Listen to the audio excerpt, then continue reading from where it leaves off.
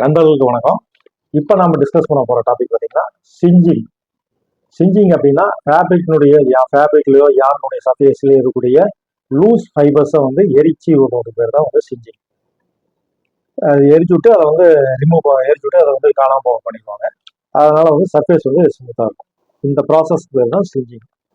என்னென்ன type of சிஞ்சிங் இருக்குது பார்த்தீங்கன்னா, கேஸ் பர்னர், அதாவது கேஸ் ஃப்ளேம் வச்சு அந்த ஃப்ளேம் படுற மாதிரி வந்து துணியை வந்து நம்ம மூவ் பண்ணோம் அப்படின்னா லூஸ் சர்ஃபேஸில் இருக்கிற லூஸ் ஃபைபர்ஸை அதை வந்து பர்ன் பண்ணிடும், எரிச்சிடும். அது இல்லாமல் ஹாட் பிளேட், நல்லா ஹை டெம்பரேச்சருக்கு ஹாட் பிளேட்டில் படுற மாதிரி வந்து ஃபேப்ரிக்கோ யானையோ வந்து மூவ் பண்ணுறது ஹாட் பிளேட் சிஞ்சிங். இதில் வந்து பெஸ்ட்டு எஃபெக்டிவ்னு பார்த்தீங்கன்னா கேஸ் பர்னர், கேஸ் ஃப்ளேம் சிஞ்சிங் தான் வந்து பெஸ்ட் எஃபெக்டிவான சிஞ்சிங் மெத்தட். சரி, இப்போ சிஞ்சிங் பண்ணுறதுனால நமக்கு ஃபேப்ரிக் குவாலிட்டியில் என்னென்ன மாதிரி இம்ப்ரூவ்மெண்ட்ஸ் வரும் அப்படின்னு பார்த்தீங்கன்னா, சர்ஃபேஸ் ஹேரினஸ் வந்து பெட்டராக இருக்கும். பில்லிங் ஹேரினஸ் கம்மியாக இருந்ததுன்னா ஆட்டோமேட்டிக்காக பில்லிங்கும் வந்து குறைஞ்சிரும். அதனால் வந்து க்ளீன் சர்ஃபேஸ் கிடைக்கும். ப்ளஸ் பிரிண்ட் அடிச்சிங்க அப்படின்னா பிரிண்ட் ஷார்ப்னஸ், அந்த மாதிரி ஹேரியாக ஃப்ளஃபியாக இருக்கும்போது உங்களுக்கு பிரிண்ட் ஷார்ப்னஸ் டிஸ்டர்பன்ஸ் வர்றது அவாய்ட் ஆகும்.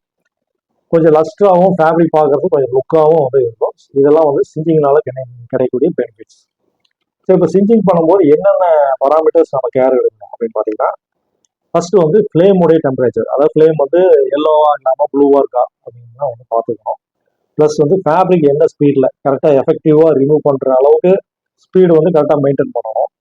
அடுத்ததாக பார்த்தீங்கன்னா, ஃபேப்ரிக்கும் ஃப்ளேமுக்கும் உள்ள டிஸ்டன்ஸ் வந்து கரெக்டாக இருக்கணும். இல்லை அப்படின்னா பர்னிங் வந்து கரெக்டாக ஆகாது, எஃபெக்ட் வந்து கம்மியாயிரும்.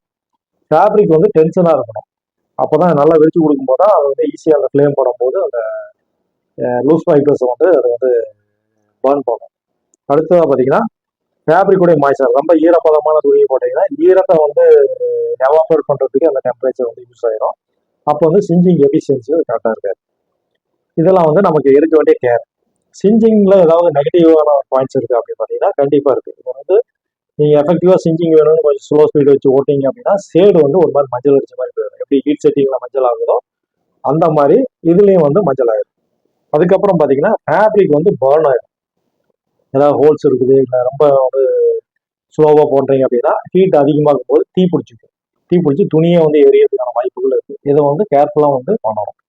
என்னென்ன மாதிரி ஃபேப்ரிக் வந்து இந்த ரெக்கமெண்ட் பண்ணுறாங்க அப்படின்னு பார்த்தீங்கன்னா, 100% காட்டனில் வந்து கண்டிப்பாக நம்ம பண்ணலாம். அதில் வந்து எந்த விதமான தொந்தரவும் கிடையாது. காட்டன் லைக்ரா பண்ணும்போது ரொம்ப கேர் எடுத்து பண்ணணும். ஏன்னா லைக்ரா வந்து தெர்மோ பிளாஸ்டிக் ஃபைபர். இது இப்போ ஹீட்டு வந்து ரொம்ப அதிகப்பட்டுச்சுன்னா செல்லுன்னு வந்து அப்படியே சுருங்கி ஒரு மாதிரி இதாயிடும், டேமேஜ் ஆகிடும். ஸோ காட்டன் லைக்ரா வந்து ரொம்ப கேர் எடுத்து பண்ண முடிஞ்சா பண்ணணும், இல்லைன்னா வந்து அவாய்ட் பண்ணிக்கிறது பெட்டர். 100% பாலிஸ்டர் சுத்தமாக வந்து பண்ணக்கூடாது. ப்ரஷ்டு ஃபேப்ரிக்ஸ், அதாவது ஆல்ரெடி ஃபைபர்ஸ்லாம் லூஸாக இருக்கும், அதில் வந்து நம்ம வந்து சிஞ்சிங் பண்ணீங்கன்னா டோட்டலாக எல்லாத்தையுமே வந்து எரிச்சு விட்ருவோம். அதனால அது வந்து அவாய்ட் பண்ணிக்கணும். பாலி காட்டன் ஃபேப்ரிக்ஸ், அதாவது காட்டன் ரிச்சாக இருந்தால் பண்ணலாம். பாலிஸ்டர் ரிச்சாக இருந்தது அப்படின்னா அது வந்து சிஞ்சிங் ப்ராசஸை அவாய்ட் பண்ணிக்கிறது பெட்டர்.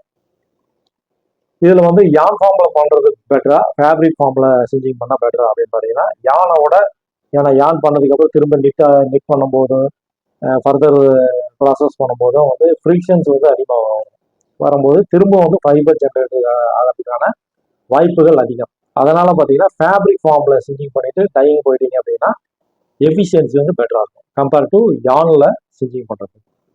நன்றி, வணக்கம்.